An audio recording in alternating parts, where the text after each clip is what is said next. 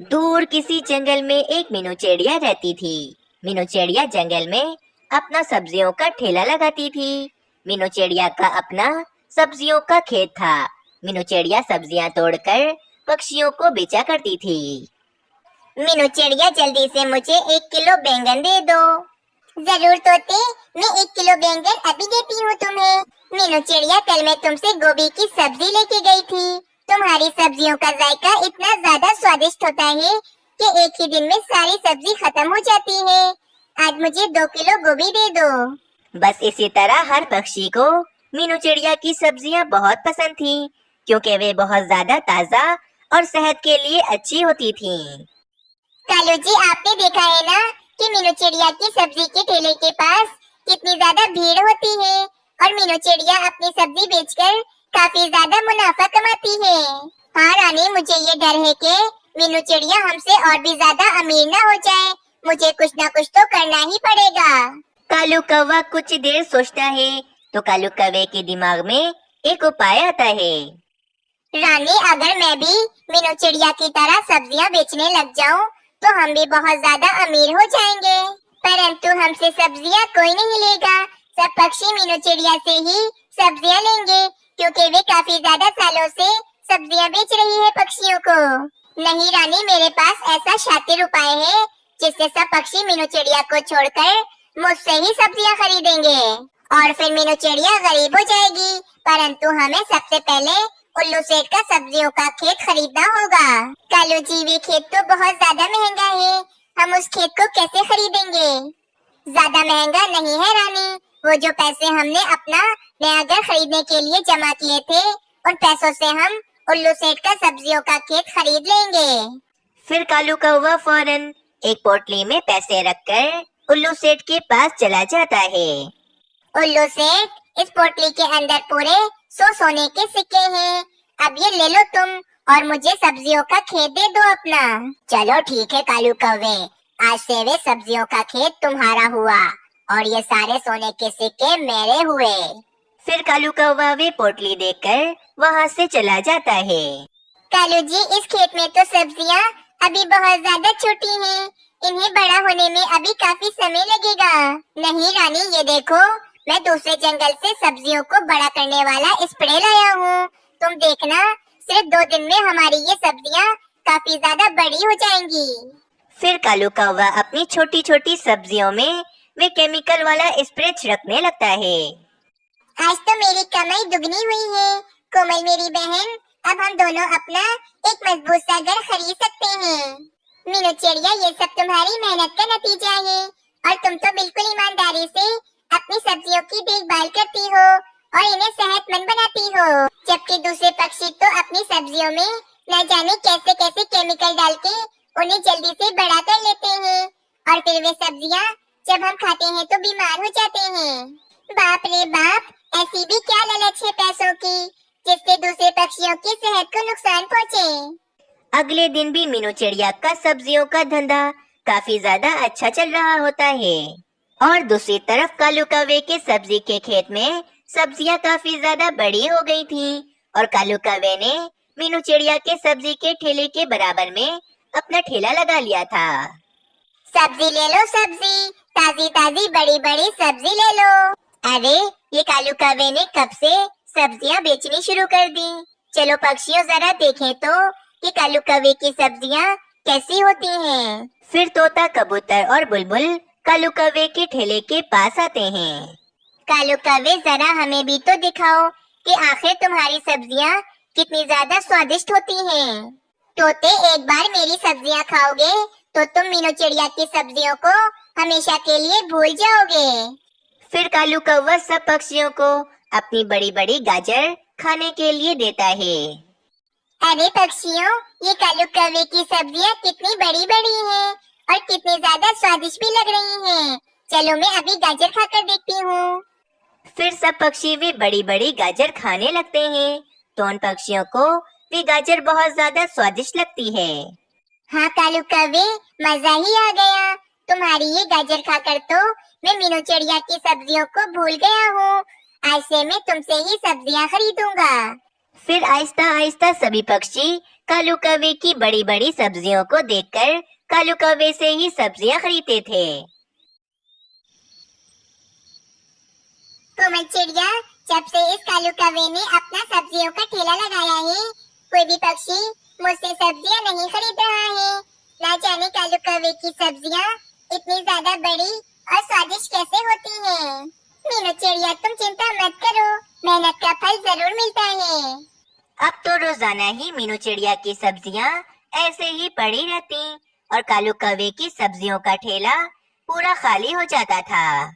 कालू कौवा रोजाना ही अपने खेत में केमिकल वाला स्प्रे करता और जल्दी से अपनी सब्जियों को काफी ज्यादा बड़ा कर लेता था। कुछ दिनों के बाद एक एक करके पक्षी बीमार हो रहा था। किसी को खांसी तो किसी को बुखार और किसी के तो पेट में दर्द हो रहा था। जंगल के वैजी पक्षी भी बहुत ज्यादा परेशान हो गए थे। उल्लू वैजी, आप बताएं कि सब पक्षी अचानक इतने ज्यादा बीमार कैसे हो गए? मेरे तो पेट का दर्द ठीक ही नहीं हो रहा है। बहुत दर्द हो रहा है मेरे पेट में। कुछ गड़बड़ है जरूर। सारे पक्षियों ने कुछ न कुछ तो ऐसी चीजें खाई हैं जिससे सभी पक्षियों की सेहत को बहुत ज्यादा नुकसान पहुंचा है। वैजी, हम पहले मीनू चिड़िया से सब्जियां खरीदते थे, परंतु जब से कालू कौवे ने अपना सब्जियों का ठेला लगाया है, हम सब पक्षी कालू कौवे से ही सब्जियां खरीद कर खा रहे थे। कहीं ऐसा तो नहीं कि कालू कौवा अपनी सब्जियों में कोई गड़बड़ कर रहा हो जिससे हम सब पक्षी बीमार हो रहे हैं। ऐसा हो सकता है। पता तो लगाना ही होगा कि कहीं इन सब के पीछे कालू कौवे का तो हाथ नहीं है ना। रात हो जाती है। मीनू चिड़िया और तोता छुपके से कालू कौवे के खेत में आकर छुप जाते हैं और कालू कौवे के आने का इंतजार करने लगते हैं। कुछ देर के बाद कालू कौवा आता है और वे केमिकल वाला स्प्रे अपनी सब्जियों में छिड़कने लगता है। अरे, ये कालू कौवा तो अपनी सब्जियों को बड़ा और स्वादिष्ट करने के लिए ये खतरनाक स्प्रे कर रहा है जिससे पक्षी बीमार हो रहे हैं। चलो मीनू चिड़िया, हम जल्दी से सब पक्षियों को यहाँ पर बुलाकर लाते हैं ताकि सब पक्षी कालू कौवे के ये काले करतूत देख लें। ये कहकर मीनू चिड़िया और तोता पक्षियों को बुलाने के लिए चले जाते हैं। कुछ देर के बाद मीनू चिड़िया और तोता सब पक्षियों को बुलाकर ले आते हैं और कालू कौवा रंगे हाथों पकड़ा जाता है। कालू कौवे, तुम अपनी सब्जियों पे ये खतरनाक स्प्रे करके हम सब पक्षियों की सेहत के साथ खिलवाड़ कर रहे हो। मुझे तो पता था कि तुम कभी नहीं सुधरोगे, परंतु फिर भी मैंने न जाने तुम पर कैसे भरोसा कर लिया। अगर मुझे पता होता कि तुम मेरा खेत इसलिए खरीदोगे तो मैं तुम्हें अपना खेत कभी भी नहीं बेचता कालू कौवे। पक्षियों, तुम सबको कोई गलत फहमी हो रही है। मैं ऐसा गलत काम नहीं करता हूँ। कालू कौवे, तुम ऐसी बातें करके हम सब पक्षियों को बेवकूफ नहीं बना सकते हो। न जाने तुम्हारी वजह से कितने नन्हे पक्षी बीमार हैं। मीनू चिड़िया पक्षियों, मुझे माफ कर दो। मैं लालच में इतना अंधा हो गया था कि मुझे पक्षियों की सेहत का कुछ सूझा ही नहीं। कालू कौवे, तुम्हें इसकी सजा जरूर मिलेगी और तुम्हारी सजा ये है कि आज से तुम और तुम्हारी पत्नी इस जंगल में नहीं रहोगे और तो और तुम्हारा ये खेत भी अब तुम्हारा नहीं है। हम इस खेत को खत्म करवाकर यहाँ पर एक बड़ा सा स्कूल बनवाएंगे। फिर सब पक्षी कालू कौवे और रानी कौवे को अपने जंगल से निकाल देते हैं और फिर दोबारा सब पक्षी मीनू चिड़िया की ताजी सब्जियां खरीदने लगते हैं। इस कहानी से हमें ये सीख मिलती है कि हमें अपने लालच के कारण दूसरों को नुकसान नहीं पहुंचाना चाहिए। अगर अभी तक आप सबने हमारे चैनल को सब्सक्राइब नहीं किया है तो चैनल को जरूर सब्सक्राइब कर लें। ये कहानी एक मीनू चिड़िया के छोटे से परिवार की है जिसमें मीनू चिड़िया का पति और मीनू चिड़िया का एक बेटा मानो चिड़ा रहते थे। मानो चिड़ा अब काफी ज्यादा बड़ा हो चुका था जिसके कारण मानो चिड़ा के माता पिता को मानो चिड़े की शादी की हर वक्त चिंता रहती थी। मानो चिड़े को एक चिड़िया बहुत ही ज्यादा पसंद थी जिसका नाम मोमल चिड़िया था। मानो चिड़ा मोमल चिड़िया से ही शादी करना चाहता था, लेकिन मोमल चिड़िया सिर्फ और सिर्फ मानो चिड़े की जायदाद से ही उससे शादी करना चाहती थी और मानो चिड़ा समझता था कि मोमल चिड़िया भी मानो चिड़े को उतना ही पसंद करती है जितना कि मानो चिड़ा मोमल चिड़िया को पसंद करता है। मोमल चिड़िया, बस बहुत हो गया। अब हम दोनों को शादी कर लेनी चाहिए। हमारी उम्र भी बढ़ती जा रही है। हमें जल्द से जल्द शादी कर लेनी चाहिए। हाँ मानो चिड़ी, तुम ठीक कहते हो। अब हम दोनों को जल्द से जल्द शादी कर लेनी चाहिए। तो ठीक है मोमल चिड़िया, आज शाम को मैं अपने माता पिता को लेकर तुम्हारे घर पर तुम्हारा रिश्ता मांगने के लिए आ जाऊंगा। ठीक है मानो चिड़ी, तुम आज शाम को अपने माता पिता को लेकर मेरे घोंसले में आ जाना। मैं अपने भाई को भी बता दूंगी कि आज मेरे रिश्ते वाले मुझे देखने के लिए आ रहे हैं। ठीक है मोमल चिड़िया, मैं अभी चलता हूँ। मुझे अपने माता पिता को भी जाकर ये बात बतानी है। फिर वह मानो चिड़ा वहाँ से चला जाता है। बस एक बार मेरी मानो चिड़े से शादी हो जाए, उसके बाद मैं मानो चिड़े के माता पिता को घर से बाहर निकाल दूंगी और फिर मैं मानो चिड़े को भी उसी के घर से बाहर निकाल दूंगी और फिर मैं और मेरा भाई मानो चिड़े के घर में आराम से रहेंगे। इतना कहकर वे मोमल चिड़िया अपने घोंसले में चली जाती है।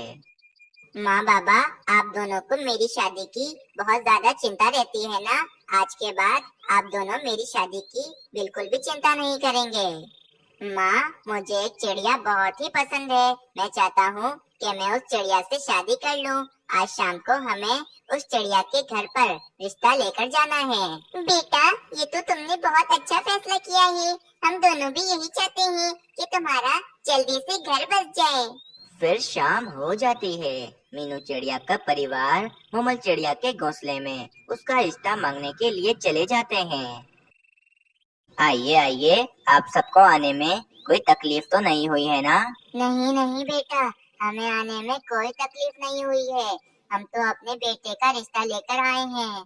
हाँ हाँ, वो मुझे मोमल चिड़िया ने बताया कि आप सब आज शाम को मोमल चिड़िया का रिश्ता मांगने के लिए आ रहे हैं। वैसे बेटा, मोमल चिड़िया कहाँ है? हमें उसको देखना है। तुम उसे बुलाओ तो।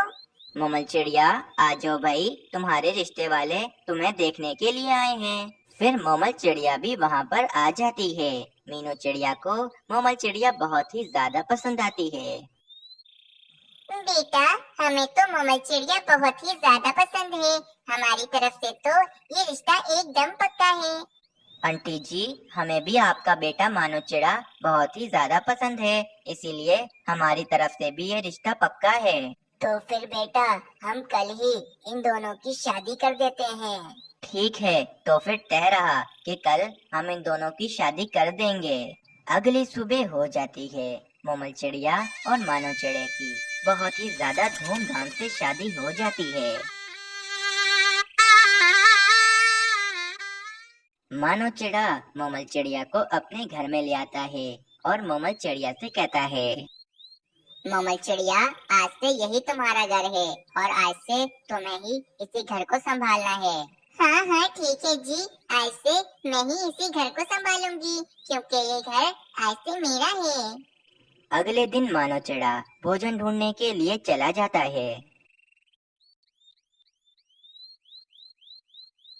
बेटा, मुझे बहुत प्यास लगी है। जरा मुझे नदी से पानी तो लाकर पिला दो। मैं ज्यादा उड़ नहीं सकता हूँ, इसीलिए तुमसे कह रहा हूँ। क्यों? मैं क्यों पानी लाकर पिलाऊं? अगर उड़ नहीं सकते हो तो फिर प्यासे ही बैठे रहो। हम तुम्हें इसीलिए ब्याह कर लाए थे कि तुम हमसे बदतमीजी करो। आज शादी को एक दिन हुआ नहीं कि तुम्हारी बदतमीजियाँ शुरू हो गई हैं। तुम तो एकदम चुप ही रहो, वरना तुम दोनों बुढ़ा बुढ़िया को मैं मानो चिड़े से कहकर घर से बाहर निकाल दूंगी। आज आ जाने दो मानो चिड़े को। आज मैं मानो चिड़े से कहकर तुम दोनों को इस घर से बाहर निकाल दूंगी। और फिर मोमल चिड़िया खुद ही अपने सर पर चोट लगा लेती है। और जब मानो चिड़ा अपने घर में आता है तो मोमल चिड़िया मानो चिड़े से कहती है, जी, आपके जाने के बाद आपके माता पिता ने मुझे बहुत मारा। ये देखें, मेरे सर पर चोट लग गई है और इससे खून भी निकल रहा है। क्या माँ बाबा, ये आपने क्या किया? मेरी पत्नी को घर में आए हुए अभी समय ही कितना हुआ है कि आप दोनों ने मेरी पत्नी को मारना शुरू कर दिया है। नहीं बेटा, तुम्हारी पत्नी तुमसे झूठ कह रही है। हमने तुम्हारी पत्नी को नहीं मारा है, बल्कि उल्टा इसने ही हमसे बदतमीजी करी है।